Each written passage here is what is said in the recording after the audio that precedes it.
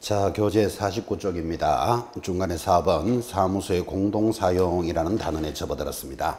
자, 사무소는 몇 개만 만들어야 된다 그랬죠? 딱 하나만 만들어야 된다 그랬습니다. 사무소에 관련되는 내용을 정리하시면서 지금 단어는 공동사무소 이렇게 제목이 들어왔습니다. 공동사무소를 중간에 4번 공동사용이다 이렇게 돼 있죠. 그죠? 여러분 더 이해를 하고 싶어서 갈로 열고 공동사무소 이렇게 적어 놓으시기 바랍니다. 이 공동사무소에 관련되는 내용도 반드시 또 한 문제가 나온다는 데 큰 의미가 있습니다. 자, 공동사무소라고 적으셨습니까? 그리고 주목하시고 법조문 보기 전에 그림을 먼저 한번 보고 갑시다. 이건 안 그려도 됩니다. 공동사무소가 뭐냐? 그러면 사무소는 몇 개만 둬야 된다? 딱 하나만 두고 영업하라고 지금 배우셨죠? 여기에 사장님인 개공사가 등록을 하고 대표자가 일을 합니다. 여러분 여기 있는 사람 중에 직원하고 같이 일을 하니까 직원 중에 자격증이 있는 사람을 뭐라 부르고 소공사 들어보셨죠? 또는 자격증이 없으면 중개보조원 이런 직원들하고 사장님이 일을 하고 있을 겁니다. 그런데 이 사장님하고 친한 개공사가 이렇게 있겠죠? 야, 나도 직원들을 데리고 와서 같이 사용하자. 2명이 와도 되고 3명이 와도 됩니다. 자, 그러면 그림을 이해하셨습니까? 사무소는 하나인데 여러 명의 개공사가 같이 사용을 합니다. 자, 이러면 좋은 점이 뭘까요? 사무소는 하나인데 여러 명의 개공사가 공동으로 사용하면 첫째, 경비를 절감할 수 있다. 동의하시겠습니까? 자, 여러분들은 그죠? 좋은 자리에, 좋은 위치에 좋은 건물이 하나 중개사무소로 나왔어. 근데 이게 월세가 한 700~800만 원 낸다. 아우, 그럼 부담스럽잖아. 그죠? 그런데 세 사람이 같이 사용하면 월세 200만 원만 내더라도 그 사무소를 사용할 수 있겠죠. 이거를 뭐라 부른다? 경비를 절감할 수 있고. 두 번째, 혼자 일하는 것보다는 여러 명이 같이 함으로써 일거리를 더 많이 받을 수도 있겠죠. 그 일거리를 많이 받는 것을 업무 수행 능력을 향상할 수도 있고, 그래서 우리 중개사법에서는 공동으로 사용할 수 있다라는 제도를 만들어 주는 겁니다. 자, 이것을 옛날에는 합동사무소 그랬어요. 이제는 용어가 바뀌어서 공동사무소로 바뀝니다. 참고로 여러분들은 밖에 시내에 나가시면 이렇게 간판이 무슨 합동사무소라고 되어 있는 걸 본 적이 있습니다. 어디서 봤을까요? 이제 앞으로 관심을 한번 가져보시기 바랍니다. 법원 앞에 쪽으로 가면 변호사 합동사무소 이런 거 여러분 보일 겁니다. 또는 법무사 합동사무소 이런 게 보입니다. 합동사무소를 지금 우리 중개사법에서는 뭐라 부른다? 공동사무소라 부릅니다. 이해하시겠습니까? 변호사들이 사무소 하나 만들면 여직원 한 사람 있어야 되겠죠. 업무 보는 직원 또 하나 있어야 되겠죠. 그럼 고용 부담이 있는데 변호사 3사람이 한 사무소를 같이 사용하면 여직원은 1명만 있어도 되잖아. 그죠? 그렇게 해서 변호사 합동사무소, 법무사 합동사무소 이런 것도 유지가 됩니다. 그거하고 똑같은 개념입니다. 자, 그림을 딱 보시면서 공동사무소는 경비를 절감하고 업무 수행 능력을 향상하기 위해서 공동사무소를 만들도록 해줍니다. 자, 1번 지금 말로 했는 게 법조문에 이렇게 들어옵니다. 개공사는 업무의 효율적인 수행을 위하여 줄 것입니다. 다른 개공사와 거기만 줄 딱 꺼놓고 중개사무소를 공동으로 사용할 수 있다. 자, 여기서 핵심 단어 다른 개공사와 공동으로 사용할 수 있대요. 그럼 이 말이 무슨 말인가 하면 예전에는 여기 있는 개공사가 공인중개사예요. 그러면 공인중개사는 공인중개사끼리만 공동사무소를 만들어야 돼. 법인은 법인끼리만 만들어야 돼. 부칙6조는 부칙끼리만 만들어야 되니까 끼리가 원칙이었어요. 근데 지금 줄을 딱 끄셨잖아. 다른 개공사와 설치할 수 있다. 그러니까 끼리에서 뭘로 바뀌었다? 안끼리도 가능하다라는 것을 지금 전달해 준다고. 그러니까 공인중개사와 법인이 해도 되고 법인과 부칙6조도 되고 끼리도 되고 안끼리도 다 가능합니다. 아주 문호가 확대됐다는 거 잘 체크하셔야 돼요. 자, 끼리에서 뭐가 가능하다? 안끼리도 가능하다는 것을 그 조문에서 알 수 있다고. 그죠? 자, 그럼 여러분 시험 조문에서 끼리, 안끼리 이렇게 시험에 나오진 않겠죠? 혼합하여 구성할 수 있다는 걸 느끼셔야 돼. 지금 그죠? 다른 개공사와 설치할 수 있으니까 끼리만 설치하라는 건 아니잖아. 지금 이게. 그죠? 그래서 혼합하여 구성할 수 있다. 이 말의 느낌을 잘 가지시고, 자, 그러면 여기 개공사가 사무소를 갖추고 일하는데 이 개공사들이 경비를 절감하고 업무를 효율적으로 하기 위해서 같이 사용할 수 있다 그랬잖아. 그죠? 그러면 끼리도 되고 안 끼리도 가능한데 들어올 때는 이 개공사에 뭐는 첨부해야 된다. 승낙서는 첨부하고 들어와야 돼. 그 정도는 이해하시겠죠. 그죠? 자, 그래서 바로 밑에 붙었죠. 2번 공동사용 방법. 중개사무소를 공동으로 사용하고자 하는 개공사는 사무소 개설 등록 동그라미 등록 또는 사무소 이전 신고를 하는 때 이전의 동그라미 그 사무소를 사용할 권리가 있는 다른 개공사에 뭐를 첨부해라? 승낙서는 첨부하고 두라라. 그죠? 이해되겠죠? 이 사람의 승낙서를 첨부해서 같이 사용하는데 시험에 나올 때마다 뭐라고 나오는가 하면 다른 개공사가 아니고 이 건물에 사용하고 있던 사람들이 같이 쓰면 건물 주인한테 허락받아야 될 것 같은 느낌이 확 들어요.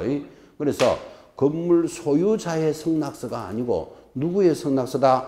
다른 개공사의 승낙서라는 거 조심하셔야 돼요. 이거. 그래서 다른 개공사 밑에다가 임대인의 승낙서 X 표시해 놓으셔야 돼. 여기까지. 그죠? 그런데 이거를 지금 수업할 때 이렇게 강조를 함에도 불구하고 여러분 혼자서 이렇게 시험지를 탁 받아들면 지금 이 사람이 중개사무소를 하고 있는데 내가 그쪽으로 같이 갈 거예요. 왜? 경비를 절감하고 이러려면. 그러면 그 건물 주인한테 허락받고 들어가야 될 것 같은 느낌이 확 온다고. 그래서 주의하셔야 된다고요. 누구의 승낙서라고요? 다른 개공사의 승낙서지 임대인의 승낙서가 아님을 주의하셔야 됩니다. 자, 그리고는 이제 내려가면서 한번 공동사용의 제한이라는 말이 있습니다. 공동사용의 제한의 줄 하나 끊으시고 공동사무소를 못 만든다 이 말이에요. 언제? 이 두 가지 경우에는. 근데 제가 읽어는 드리지만 그거 당연한 거예요. 한번 봐요. 동그라미 1번 업무정지 개공사 거기만 줄 꺼놓고 업무정지 개공사까지만 줄 꺼놓고 다른 개공사에게 사무소 공동사용을 위하여 승낙서를 주는 방법으로 중개사무소를 공동으로 사용할 수는 없다. 다만 업무정지 개공사가 영업정지 처분을 받기 전부터 중개사무소를 공동사용 중인 다른 개공사는 제외한다. 동그라미 2번 하나 더 읽읍시다. 업무정지 개공사가 또 거기 한 줄 꺼놓으시고 업무정지 개공사 줄 끊고 다른 개공사의 중개 업무를 공동으로 사용하기 위하여 중개사무소 이전 신고를 하는 방법으로 공동사용할 수는 없다. 자, 즉 1번, 2번은 공동사용할 수 없다, 없다가 이렇게 나오는데 공통점이 뭐죠? 업무 정지 중인 자는 만들 수 없다. 그게 공통점이에요. 읽어는 들었지만 당연한 이야기예요. 한번 봐요. 지금 이 사람, 이 중개 업무를 하고 있었겠지. 자기 사무소를 갖추고 하고 영업을 하고 있다가 업무 정지를 받았어요. 언제부터 언제까지? 1월 1일부터 5월 1일까지 업무 정지, 우리말로 하면 영업 정지 받았다 이 말이에요. 영업 정지를 딱 받으니까 쭈구리 영업 정지 받았다고 나 친구 사무실로 가서 공동으로 생활할 거야. 이거는 안 된다 이 말이에요. 읽어 드렸지만 당연한 거잖아. 업무 정지 중인 자는 공동사무소를 만들 수는 없다. 그건 그래야 상식이니까 사실은. 근데 조심할 게 하나 있습니다. 자, 지금 이제 세 사람이 공동으로 사용하고 있습니다. 있는데 이 사람이 업무 정지를 받았답니다. 그러면 나머지 두 사람은 그대로 공동 사용해도 된다. 이 내용이 거기 있다고. 그죠? 그래서 업무 정지라는 말이 들어가더라도 요거 하나는 주의하셔야 돼요. 한 사람이 업무 정지를 받더라도 설치되어 있으면 나머지들은 공동사무소를 사용할 수 있다. 까지를 읽어드린 겁니다. 두 가지. 자, 이제 넘어가면 50페이지 인장 등록이라는 단원으로 들어갑니다. 이제 제목 하나에 한 문제씩이 딱딱 들어옵니다. 자, 지금 제목이 뭐라고요? 인장 등록이다 그랬잖아요. 오늘 스토리가 여러분 이렇게 가고 있습니다. 앞으로 이제 계속해서 이런 절차를 따라갈 건데 중개업을 하려면 뭐 해야 된다? 등록해야 된다. 들으셨죠? 자, 등록을 한 사람이 개공사가 세 종류가 있는데 이런 개공사들은 중개사무소를 갖추고 영업합니다. 그래서 오늘 배우기를 사무소는 몇 개만 둬야 된다, 한 개만 둬야 된다, 법인은 분사무소를 설치할 수 있다. 그럼 사무소를 설치했으면 간판은 이렇게 걸어야 된다. 그죠?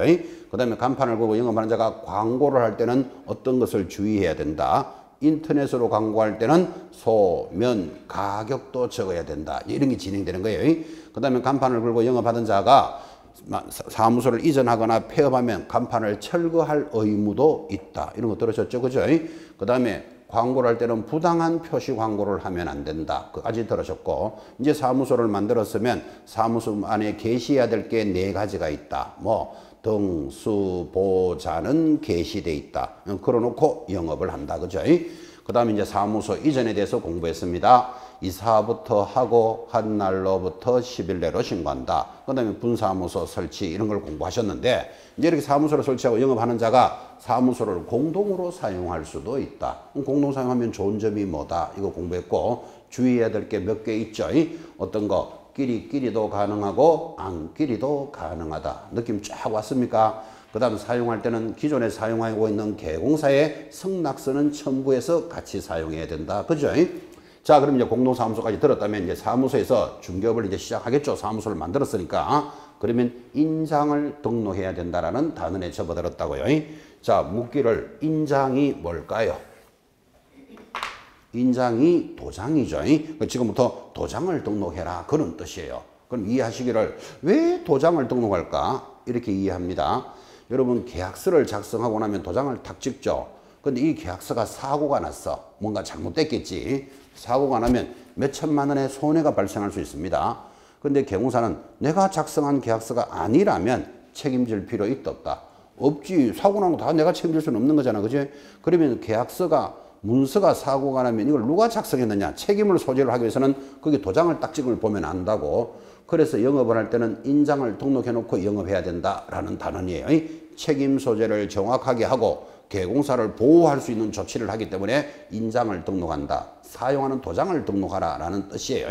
자, 그러면 첫 번째 조문에서 문제가 4개가 붙어 있습니다.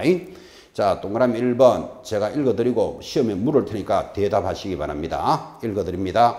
1. 개공사 및 소공사는 업무를 개시하기 전에 중개행위에 사용할 인장을 등록관청에 등록하여야 한다. 그때 전자문서로도 등록을 포함한다. 이렇게 돼 있다. 그죠? 처음 나오는 단어 같은데 앞으로 여러분들은 전자문서 하면 인터넷으로도 할 수 있다. 이런 뜻이에요. 요즘 세월이 어떤 세월입니까? 직접 가서 신고해도 되고 인터넷으로 해도 됩니다. 자, 다시. 지금 밖에서 우리 중개사법에서 신고해야 될 게 여러 가지가 들어오는데 아까 사무소 이전 신고 뭐 이런 거 들어보셨잖아. 그죠?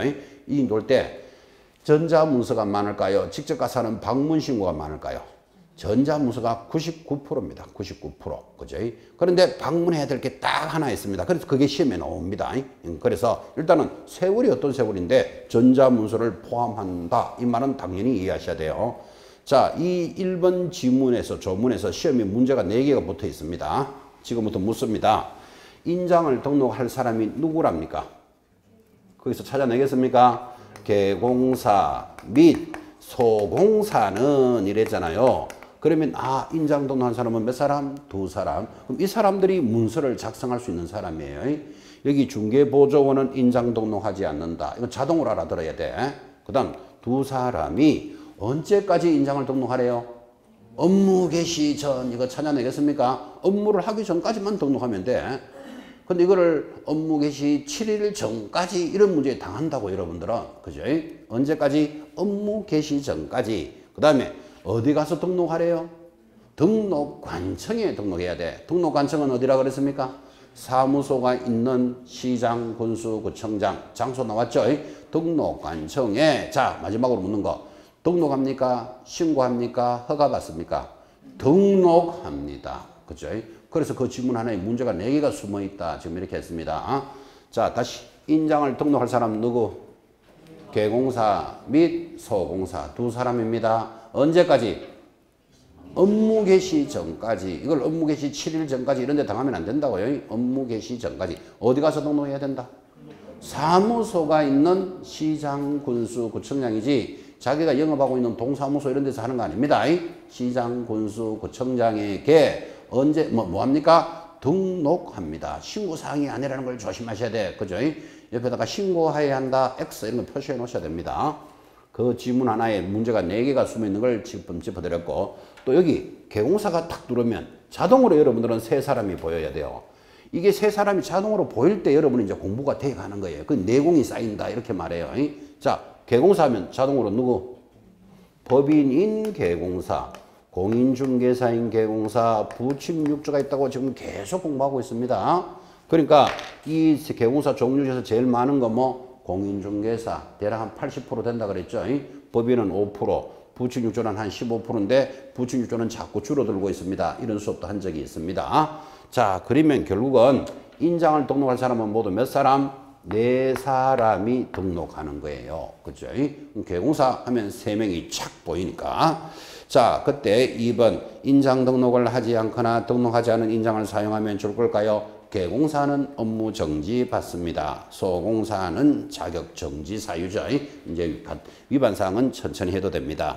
내려가면 드디어 2번 등록해야 될 인장의 종류. 자, 등록해야 될 사람이 무슨 도장을 등록하느냐 하니까 2번에 1번 공인중개사인 개공사와 부칙상개공사, 소공사는 가족관계등록부 또는 주민등록표에 기재되어 있는 성명이 나타난 인장으로서 가로, 세로 각각 얼마? 7mm에서 30mm 줄 닦아놓고 이상인 이내인 인장해야 한다. 자, 대답해 주세요. 공인중개사와 부칙육조, 소공사는 무슨 도장 등록합니까?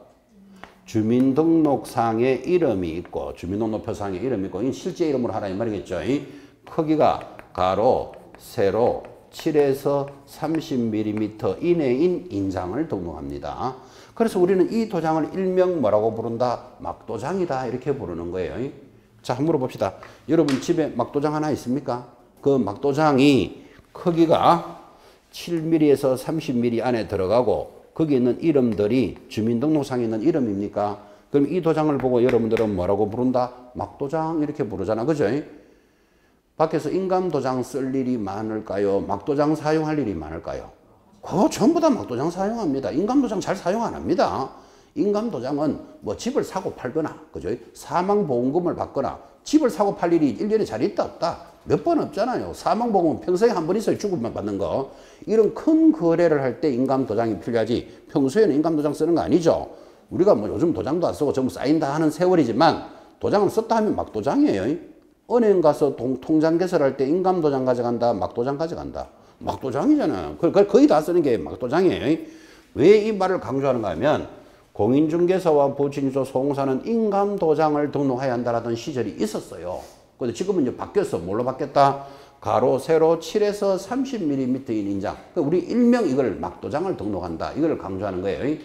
시험에서 막도장 등록합니까? 이래는 안 나오겠지. 막도장을 뭐라 부른다고요? 주민등록상에 있는 이름이고 가로, 세로 7에서 30mm 이내의 인장을 등록합니다. 이 규격도 시험에 나옵니다. 이게 왜 나오는가 하면 이게 7mm에서 30mm를 규격을 안 줘버리면 어떤 현상이 벌어지는가 하면 어떤 사람은 중개사 자격증 합격했어요. 합격하니까 되게 기분 좋았겠지. 드디어 이제 중개사무소 열었어요. 이제 사장님이 됐겠지. 인장 등록하라 그랬잖아. 그죠? 인장을 등록하는데 임금님만한 옥새 도장 이런 거 이따만한 거 있잖아요. 앞에 용머리 갖다 붙여갖고 거북이 하나 붙여놓고 그죠? 이런 걸 하나 기분 좋게 만들어갖고 사용한다. 그럼 이거 계약서 퍽 찍어버리면 계약서 하나도 안 보여요. 이래 못하게 하려고 7에서 30mm라고 규격을 준다고. 이게 그래서 시험에 낸다고 이거를 그죠? 이거 법을 안 해놓으면 이따만한 옥새 같은 거 하나 찍어가 쓰는 사람이 있을걸요. 분명히. 이렇게 못하게 하는 거예요. 여러분 콩도장 하는 말 들어봤나요? 콩도장이 뭔가 하면 도장 이따만한 거 있어요. 이것도 크다. 요만한 거 있어요. 요만한 거. 콩을 일본말로 마매라 그래요. 마매인 그래요. 이 도장은 어떤 뜻을 하면 왜 금전 출납부 같은데 123만 원 받았음 하면 여기 받았다고 도장 하나 딱 찍어주는 거예요. 작은 거 보셨죠? 이런 콩도장도 쓰면 안 돼. 글자가 안 보이기 때문에. 그래서 규격이 준다는 것도 잘 보셔야 돼요. 얼마에서 얼마라고요? 7에서 30mm 이내인데. 그래 일명 이걸 우리는 막도장이다 이렇게 이야기한다고. 자, 그럼 법인은 무슨 도장을 등록해야 됩니까? 바로 밑에 2번. 법인인 개공사는 상업등기 규칙에 의해서 신고한 밑줄 쫙 긋습니다. 무슨 도장? 법인의 인장을 등록해라 그랬습니다. 이 법인의 인장이라고 나왔는데도 불구하고 시험에 들어올 때마다 법인은 법인의 대표자 인장을 등록해야 된다 하면 틀려요. 근데 이게 너무너무 비슷하게 보이니까 주의하셔야 돼요. 법인은 법인 자체의 인장을 등록하는 거예요. 대표자 인장 등록하면 개인 도장 된다 이렇게 이야기합니다. 근데 이 말을 굉장히 어려워해요. 그죠? 특히 사회생활 안 하신 분들이 어려워하는데 여러분 법인이라는 게 이런 거잖아요. 자, 법인의 도장입니다. 뭐 서울, 중계, 주식회사. 이게 법인이잖아, 그죠? 주식회사 대표이사. 이런 도장을 법인의 인장이라고 그래요. 이런 도장을 등록해야 되지. 서울중개 주식회사 대표이사 김갑동 이 도장을 등록하는 거 아니라고. 대표이사 김갑동 도장 들어가면 개인 도장 됩니다. 법인 자체의 인장을 등록하라 이런 뜻이에요. 지금 법인의 인장은 대표자 인장 들어오면 틀립니다. 자, 다시 삼성전자라는 법인이 있습니다. 그럼 도장을 찍으라 하면 삼성전자라는 도장을 찍어야 되지. 삼성전자 주식회사의 대표이사 김갑동 이 도장이 아니라고. 그죠? 법인 자체의 인장을 등록합니다.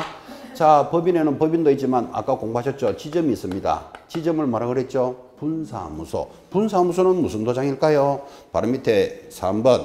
분사무소는 상업등기 규칙에 따라 밑줄 걸까요? 법인의 대표자가 보증하는 인장을 등록할 수 있다. 자, 줄 쫙 꺼놓고 밑에다가 지배인이라고 세 글자를 적으셔야 돼요. 대표자가 보증하는 인장을 등록하는데 그걸 뭐라고요? 지배인이다. 그래서 분사무소는 지배인 도장을 등록합니다. 지배인이라고 적어놓고는 지배인이 뭘까요? 하면 한 달만 있다가 말하기를 지배인은 부킹시켜주는 사람. 부킹하고 얘기를 하면 안 됩니다. 부킹할 때 지배인은 사람 인자를 씁니다. 사람이니까. 이 인자가 아니고 지금 인 할 때는 인장할 때 인, 도장 인자를 씁니다. 그래서 지배인이 뭘까요? 하니까 숨도 안 쉬고 부킹시켜주는 사람. 이건 날 세요 그러면. 지배인이 뭐라고요? 대표자가 보증하는 인장. 그럼 대표자가 보증하는 인장을 이렇게 설명을 합니다. 여러분 국민은행도 법인이니까 국민은행 본점이 어디 있을까요? 뭐 서울에 있겠지. 여기서 국민은행 수원 지점을 만듭니다. 오늘 들었잖아요. 지점을 우리는 뭐라 그런다? 분사무소라 그랬잖아요. 그죠? 그럼 수원 지점장 김갑동. 만약에 이런 도장을 등록하고 영업을 합니다. 또 김갑동이 이동해가지고 이얼순이 오면 이얼순 도장을 등록하고 또 바뀌면 다른 사람 도장. 이거 얼마나 불편하겠어요. 그래서 지점에는 본점의 대표자가 보증하는 인장을 만들어서 보내준다니까요. 그래서 보나마나 이렇게 돼 있겠죠. 국민은행 수원지점장인이라는 도장을 만들어서 보내주면 사람은 누가 바뀌더라도 이 도장만 관리하면 돼. 이 도장을 뭐라고 부른다? 대표자가 보증하는 인장. 이거를 뭐라 부른다? 지배인 이렇게 말하는 거예요. 그래서 대체적으로 분사무소 지점들은 지배인 도장을 씁니다. 그러니까 국민은행 본점에 딱 가면 수원지점, 서초지점, 강남지점, 점당내 도장들을 쫙 등록을 해놨겠지. 대표자가 보증하는 인장, 그걸 뭐라고 부른다? 지배인 이렇게 부르지 부킹시켜주는 사람이 아니라고. 그죠? 그래서 대표자가 보증하는 인장을 등록할 수 있습니다. 자, 인장 등록해야 될 사람 나타났고 무슨 인장인데를 설명했습니다. 내려가면 등록하는 방법입니다. 3번. 자, 인장 등록 방법. 자, 방법을 가르쳐 주기 전에 주목합니다. 책 보지 마시고. 이제 드디어 여러분들은 이 도장을 쓰기로 해서 가로, 세로 7에서 30mm 이내인 인장입니다. 또는 법인이면 법인 자체 인장이 있겠지. 그럼 이 도장을 쓰기로 했으면 이 도장을 직접 들고 와서 등록할까요? 들고 가지 않을까요? 등록하는 방법이 들고 가서 등록한다? 안 들고 간다? 안 들고 가요. 그거 이야기하려고 먼저 책 보지 마라 그랬어요. 직접 안 들고 가고 이렇게 등록합니다. 방법. 동그라미 1번. 인장 등록은 별지 서식인 밑줄 딱 껐습니다. 인장 등록 신고서 줄 꺼놓고에 따른다. 그리고 도장을 들고 가는 게 아니고 인장 등록 신고서라는 양식이 있다니까요. 거기다가 도장을 딱 찍어서 딱 갖다 내는 게 방법이에요. 그래서 양식 따른다. 그런데 2번 법인인 경우사의 인장 등록은 상업등기 규칙에 따라서 요 줄 껐습니다. 인감증명서 제출로서 가름한다. 무슨 뜻이죠? 법인은 어떻게 한다? 인감을 하나 떼가지고 갖다 내는 거예요. 그래서 인감증명서 제출로서 가름하지 도장을 직접 덜렁덜렁 들고 안 다닌다는 걸 잘 보셔야 돼. 그죠? 자, 다시 이 사람들은 뭐 어떻게 합니까? 공인중개사 부칙6조 소공사는 인장 등록 신고서라는 양식이 있다니까. 그죠? 양식에 도장 딱 찍어서 갖다 내는 게 등록하는 방법이에요. 법인은 어떻게 등록한다고요? 인감증명서 제출하는 것으로서 가름한다. 됐죠? 방법 보셨고 하단에 예외는 같이 보면 됩니다. 마지막 4번 인장의 변경입니다. 여러분 등록했던 인장을 왜 변경할까요?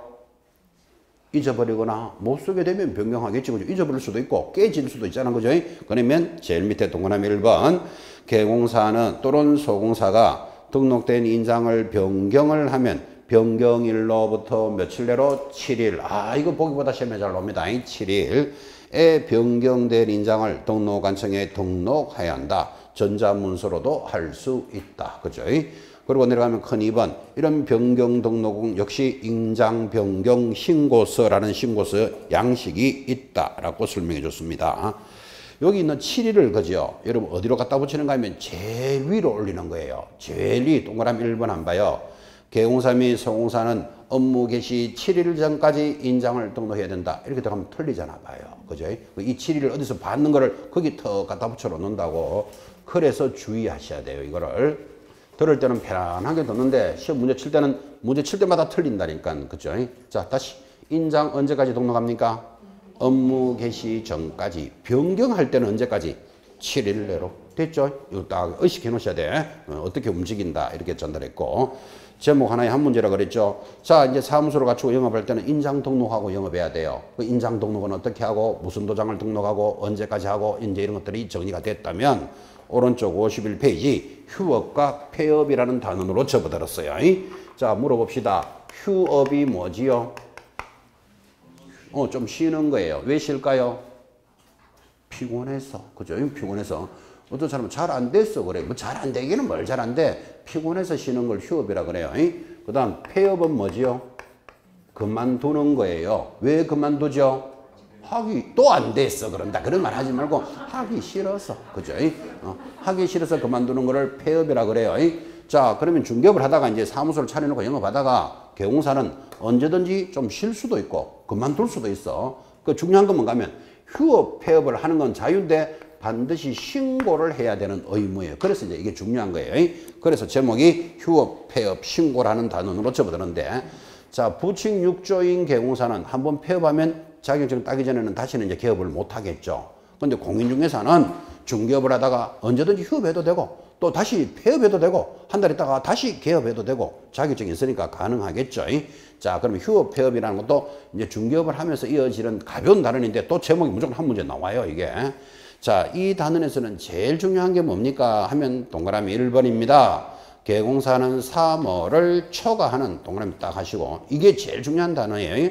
초과하는 휴업을 하고자 할 때는 신고서에 사무소 줄것입니다. 등록증을 첨부하여 등록관청에 미리 신고해야 한다. 줄 것이었습니까? 자, 등록증을 첨부하여 등록관청에 미리 신고하여야 한다. 옆에다가 크게 방문 신고만 이래 적어야 돼. 그죠? 아까 했잖아요. 전자문서도 되고 뭐 다 된다 그랬잖아요. 세월이 그런 세월인데, 인터넷 세월인데. 근데 전자문서로 안 되는 게 딱 하나 있다고. 지금 나오는 거. 휴업, 폐업 신고를 할 때는 뭐를 첨부해야 된다? 등록증을 딱 갖다 내놓고 영업 신고해야 돼. 그러니까 전자문서로 할 수 있다, 없다? 없다라고 그거 적어놨잖아요. 전자문서 X 이렇게 딱 적어놨잖아요. 그죠? 결국은 무슨 신고만 해야 된다? 방문 신고만 해야 되는 거예요. 유일하게 하나 딱 있다고. 그죠? 나머지 것들은 방문해도 되고 전자문서로도 됩니다. 그래서 이게 시험에 잘 들어옵니다. 자, 그래서 전자문서 안 된다. 이해됐죠? 이게 제일 중요한데 3월을 초과하여 그랬잖아. 그죠? 근데 여러분들한테 3월 이상 휴업하고자 할 때는 이러면 틀린 거 찾아내겠습니까? 이거 장난 아닙니다. 3월 초과 딱 잡으셔야 돼. 첫 번째. 자, 그 다음에 또 중요한 거 이번 31회 때도 들어왔지만 개공사는 잘 들어봐요. 언제든지 자유롭게 휴업할 수 있다. OX. 오라니까 자유롭게 휴업할 수 있다니까요. 그러면 항상 휴업을 할 때는 신고해야 한다. OX. X라니까 3월을 초과할 때만 신고한다니까요. 그럼 이 말은 뭐를 하죠? 한두 달은 막 놀아도 돼. 그죠? 그러니까 지금 3월 초과 이 단어가 중요하다고 지금 계속 강조하잖아. 그냥 설렁설렁 보고 있으면 설렁설렁 따라가요. 점수도. 그죠? 자, 한 번만 더 강조합니다. 이 3월 초과라는 단어가 왜 중요한가 하면 3월 이상 휴업할 때 신고해야 된다. XX. 3월 이상이 아니고 3월 초과예요. 3개월까지 괜찮다니까. 3개월 1일부터는 이제 신고하고 들어가야 된다니까. 자, 첫 번째 중요한 건 체크하셔야 돼요. 두 번째, 항상 휴업을 하고자 할 때는 신고해야 한다. OX. X라니까 3월 초과할 때 한다니까요. 그럼 여러분들은 한두 달은 막 놀아도 돼. 되겠습니까? 아, 그래서 이거 왜 강조를 하는지를 의식해 놓으셔야 돼요. 자, 두 번째 강조하는 거. 그러면 3월을 초과할 때는 등록증을 첨부해서 신고하라 그랬잖아요. 그러면 언제까지만 휴업해야 된다라는 기준이 있어야 된다, 없어야 된다? 있어야 돼. 기준 한번 봐요. 얼마인가 하면 동그라미 3번 내려오면 휴업 기간은 얼마? 6개월을 초과할 수는 없다. 이 기준이 탁 들어오잖아 봐요. 그죠? 근데 만약에 6개월을 초과할 수는 없다. 이게 없다면 어떤 문제가 생기는가 하면 3월을 초과할 때는 신고하라 그랬죠. 어떤 놈은 나 15년 휴업할게 이래 들어옵니다. 15년 휴업할 것 같으면 차라리 안 하는 게 낫잖아요. 그죠? 왜 15년 휴업합니까? 하니까 휴업이 안 끝나서 못 간다고 전해라. 저승사자한테 그런 소리 하겠다. 이런 소리 하고 있습니다. 완전 맛이 간 사람 나온다니까요. 30년 휴업하겠다. 이런 게 나온다니까. 그래서 법으로 딱 정해놨다니까. 휴업은 얼마를 초과할 수 없다. 6개월을 초과할 수는 없다. 이런 법이 있어야 된다는 걸 이해하셔야 돼요. 6개월을 초과할 수 없다를 안 만들면 나 30년 휴업할게. 이런 사람이 온다니까요. 왜 30년 휴업한다고요? 휴업이 안 끝나서 못 간다고 전해라. 이런 소리 한다니까. 정신없는 소리 횡설수설 막 한다니까 지금. 그죠?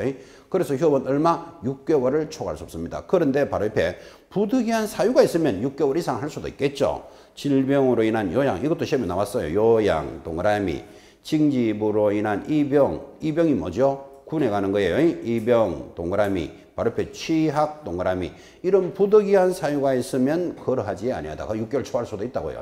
이해되죠? 여러분 요양이 뭐죠? 병으로 입원하는데 6개월만 휴업해라. 그럴 수는 없는 거잖아. 그죠? 그 다음에 군대 가는 거 입영. 취학이 뭐죠? 학교 가는 거예요. 무슨 소린가 하니까 여러분이 중개업을 하시다가 아, 나 이제 부동산에 대해서 공부를 좀 더 해야 되겠다. 그래서 대학원을 가봐야 되겠다. 그 대학원이 보통 2년 코스인데 6개월만 휴업해갖고는 대학원 못 다니게 되잖아. 그죠? 그래서 이런 취약의 사유가 있다면 6개월을 초과할 수는 있다. 세 가지예요. 가볍지만 시험에 들어옵니다. 자, 2번 폐업 신고의 뭐. 자, 폐업은 뭐 더 설명할 것도 없죠. 1번 개공사 폐업을 하고자 할 때는 왜 폐업하죠? 하기 싫어서. 폐업하고자 할 때는 신고서에 역시 등록증을 첨부하여 등록관청에 언제까지 미리 신고해라. 이때도 방문 신고할 수밖에 없죠. 등록증을 갖다 내야 되니까. 그죠? 그 전자문서는 안 된다. 그래 놨잖아. 그죠? 그리고 좀 전에 배웠지만 동그라미 2번 폐업 사실을 신고하면 지체 없이 간판도 철거해야 된다. 아까 간판 철거하는 거 세 가지 배웠습니까? 이전하거나 폐업하거나 취소당하면 그건 다 됐고, 자, 변경 신고 됐고 재개 신고 다 됐습니다. 법인의 분사무소 한번 봅시다. 5번 분사무소도 법인의 분사무소에 대해서 주된 사무소 등록관청에 신고하고 휴업, 폐업, 재개, 변경 신고를 할 수 있는데 휴업 및 폐업 신고의 경우 신고 필정의 원본을 첨부해야 된다. 이게 무슨 소린가 하니까 아까 들으셨죠? 서울 강남에 주된 법인이 있습니다. 서울 중개주식회사가 있고 경기도 구리시의 분사무소를 지점이라고 그랬잖아. 그죠? 그럼 분사무소를 문 닫을 때는 어떻게 해야 된다? 어디 가서 신고해야 된다? 등록증을 첨부하여 어디? 주된 사무소에 가서 신고한다고. 그래서 분사무소에 관련된 건 모두 어디? 주된 사무소. 그러니까 아까 계속했던 거예요. 신고합니다. 제일 밑에 위반 시의 제재입니다. 1. 부득이한 사유도 없이 줄 거 볼까요? 6개월을 초과. 아까 휴업은 6개월 넘을 수 없다 그랬잖아요. 그죠? 6개월을 초과 휴업하면 임의적 등록 취소입니다. 영업을 취소할 수 있다. 이렇게 걸어놨단 말이에요. 임의적 취소 하나 줄 거고. 하나 더 2번 휴업, 폐업, 재개, 휴업기간 변경 신고를 하지 아니하면 얼마짜리? 100만 원짜리 과태료입니다. 그 휴업, 폐업에 대한 제재가 두 개예요. 자, 그 다음에 이제 밑에 3번 하지 말고 제일 밑에다가 당구장표 해놓고 받아쓰기 한번 해보세요. 이번에 개정이 됐고 원래 출제가 안 됐습니다. 그럼 여러분이 내년에는 100% 나옵니다. 당구장표 해놓고 받아쓰기. 휴업, 폐업을 하고자 하는 자는 교재가 빠졌기 때문에 받아쓰기 합니다. 휴업, 폐업을 하고자 하는 자는 등록관청 점 찍고 등록관청 점 찍고 관할 세무서 중 한 곳에만 하면 된다. 끝. 자료가 없기 때문에 받아쓰기 해드렸습니다. 이제 기본서가 나오면 당연히 올라옵니다. 그건 지금 입문서니까 가볍게 가서 그런데. 자, 지금 받아쓰기 있는 거 다시 한번 확인합니다. 휴업, 폐업을 하고자 하는 자는 등록관청 또는 관할 세무서 중 한 곳에만 하면 된다. 이렇게 법이 개정이 된 거예요. 자, 그걸 받아쓰기 했고 이제 주목합니다. 자, 여러분 폐업할 때 이렇게 됩니다. 여러분이 강남 서초동에 강남 뭐 역삼동에서 중개업을 하다가 폐업합니다. 폐업하면 아까 했잖아요. 등록증을 첨부하여 등록관청인 강남구청에 미리 신고하라. 방금 들으셨잖아, 그죠? 그래 신고를 하고 나면 등록관청에 중개사무소 폐업 신고하고 그 다음에 중개업을 할 때는 사업을 하는 거잖아, 그죠? 사업자 등록증도 별도로 받아서 합니다. 사업자 등록증은 어디서 관할할까요? 관할 세무서에서 관할해요. 그러니까 내가 중개사무소에 가서 이제 등록을 폐업하고 사업자 등록을 받은 관할 세무서에 가서, 그지? 그럼 강남을 관할하는 세무서에 가서 또 폐업 신고했어요. 신고 몇 번 했다고요? 2번 가야 돼. 거꾸로도 돼. 자, 북대구, 저기 강남 세무서에 가서 내가 사업자 등록부터 먼저 폐업 신고했어요. 그죠? 그러면 또 등록관청에서 또 폐업 신고죠. 2번 갔잖아. 그죠? 이거를 그 중 한 군데만 갈 수 있다. 법이 이렇게 바뀌었어. 자, 그러면 등록관청에 가서 폐업 신고를 하면 등록관청, 강남구청이 관할 세무서로 자동으로 사업자 등록 신고를 해줘요. 그럼 2번 신고할 거 몇 번 가면 된다? 1번 가면 된다. 이 말이에요. 거꾸로 가도 돼요. 강남 관할하는 세무서 가서 사업자 등록부터 내가 먼저 폐업 신고했어요. 그럼 관할 세무서에서 등록관청으로 중개사무소 폐업을 해준다고. 됐습니까? 요게 법이 도입이 됐다고요. 언제? 올해 4월이에요. 그럼 올해 4월이니까 올해 10월달에 시험 지나갔잖아. 그죠? 요때 나올 거라고 봤는데 출제 안 했어. 여러분한테는 이건 100% 나와야 돼.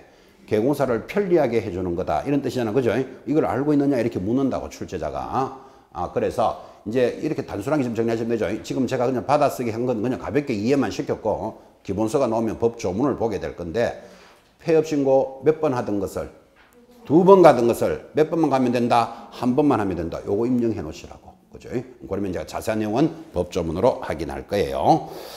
자, 이제 넘어가서 교재 52페이지. 이제 사무소를 갖추고 인장도 등록했습니까? 인장 등록하고, 그 다음에 이제 휴업 폐업에 대한 것도 공부를 했다면 드디어 이제 일을 시작해야 되잖아. 그죠? 그 중개 업무를 시작하기 위한 단은 52페이지가 중개 계약 및 부동산 거래 정보망 하고 돌았어요. 이제 일을 시작하는 단계다. 이런 뜻이에요. 자, 그러면 지금 제목을 딱 보는 순간 중개 계약 및 하니까 여러분이 중개계약에 대해서 뭘 알아야 이야기가 시작되잖아. 그죠?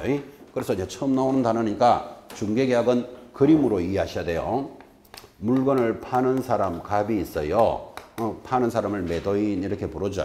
갑이 있고, 이 물건을 사는 사람, 을이 있어요. 을을 매수인 그러겠죠. 여기에 개공사가 중개를 합니다. 자, 이런 뜻이겠죠. 아파트를 하나 팔아주세요 라는 매도인이 있고, 그것을 사주세요 하는 매수인이 있고, 개공사가 중개를 해서 계약을 하는 게 목적이에요. 자, 계약을 하면 개공사가 뭐 받습니까? 중개, 수수료, 보수를 받게 되겠죠. 자, 근데 지금 뭐가 나왔는가 하면 중개 계약에서부터 업무가 시작돼요. 그럼 중개 계약이 뭐냐 하고 물으면 그림으로 기억해요. 좀 이따가 이제 법조문을 보여드리겠지만, 의뢰인과 개공사 사이에 일어나는 것을 중개 계약이다 그래요. 그래서 이것을 중개 계약이라는데 무슨 계약을 합니까? 매수자가 아파트 하나 사주세요 하는 게 중개 계약이라고요. 누구하고 누구 사이에요? 의뢰인과 개공사 사이에 일어나는 게 중개 계약이에요. 그러니까 의뢰인은 매도인도 의뢰인이잖아. 우리 아파트를 팔아주세요 하는 것도 중개 계약이겠지. 그죠?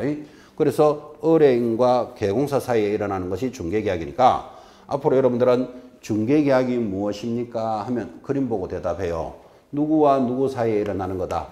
개공사와 의뢰인 사이에 일어나는 것을 중개 계약이랍니다. 하나 사주세요, 팔아주세요가 있어야 시작되는 거예요, 일이.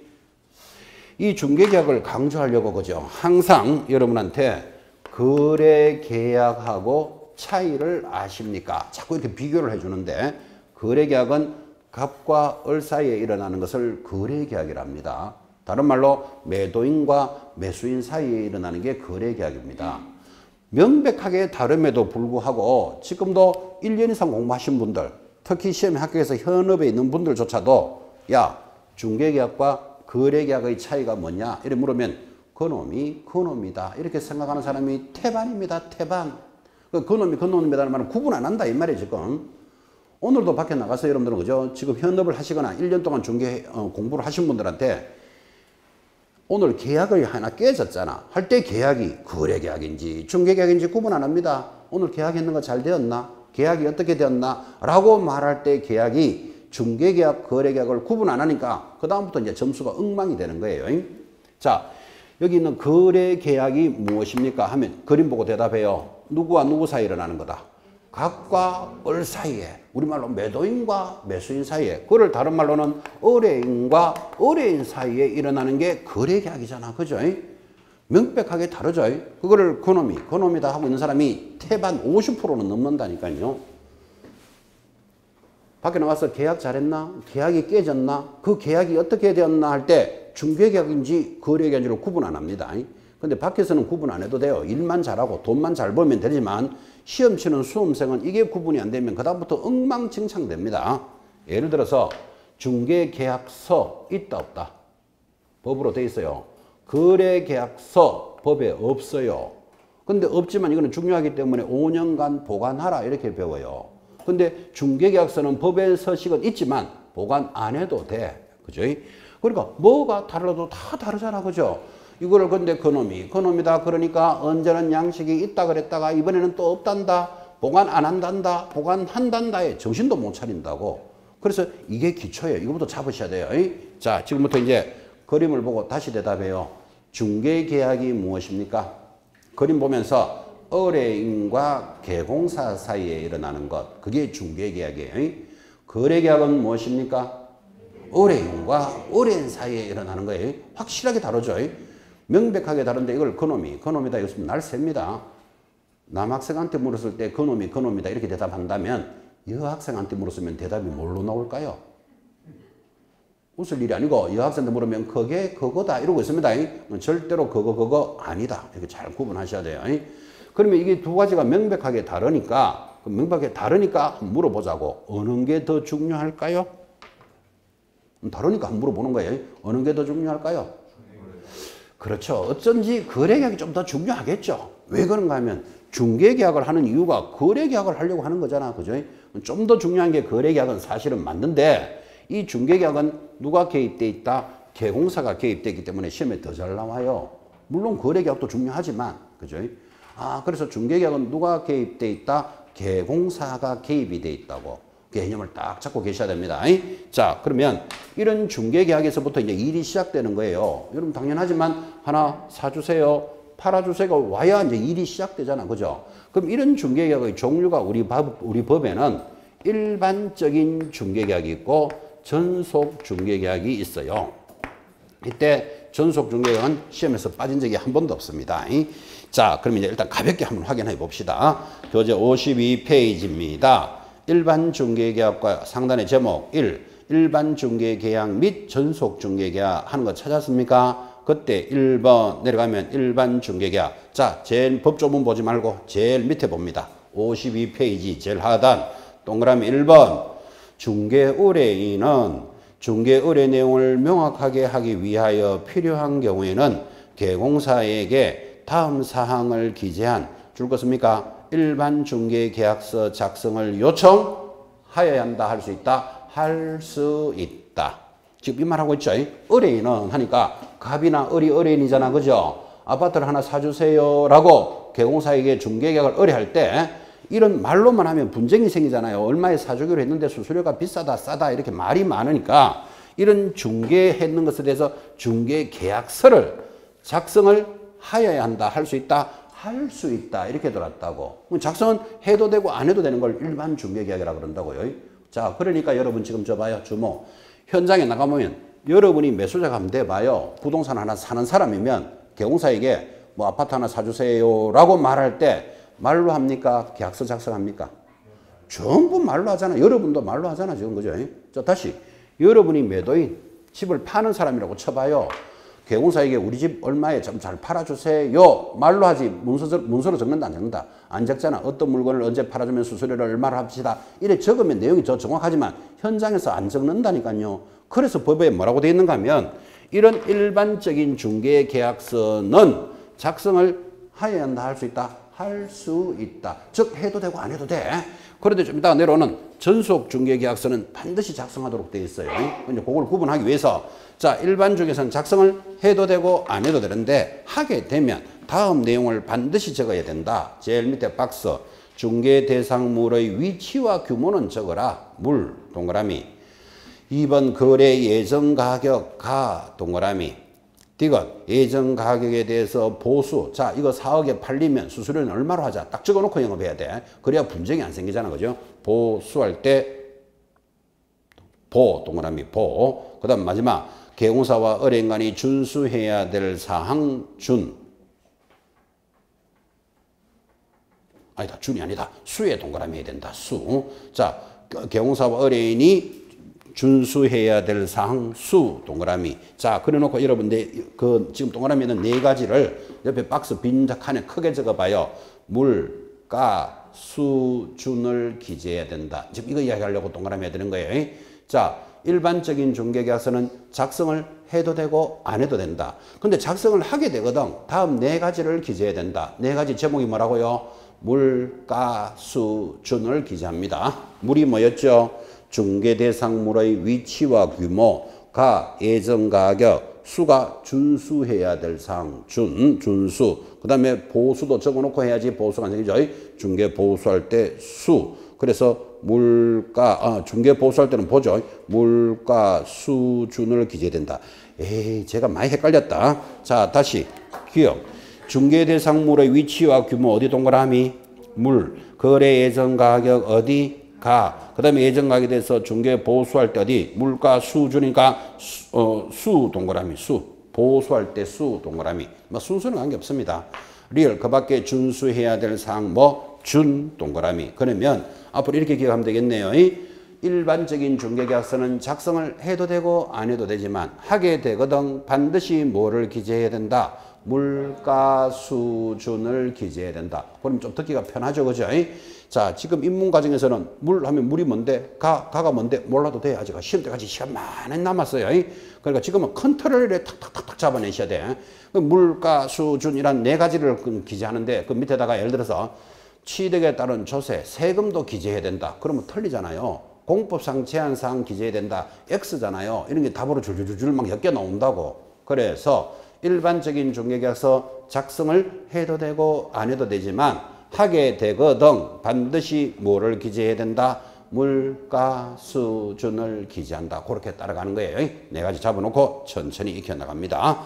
그리고 53페이지 제일 상단. 자, 그것을 기재하는데 상단에 2번 일반인의 의뢰인의 일반 중개계약서 작성이 요청이 있더라도 개공사 일반 중개계약서를 작성하거나 교부할 의무 있다 없다? 없다고. 봐요. 일반적인 중개계약서는 작성할 수 있다. 뭐 해도 되고 안 해도 되니까 작성할 의무도 없고 작성했더라도 교부하라 이런 의무도 없다고. 그죠?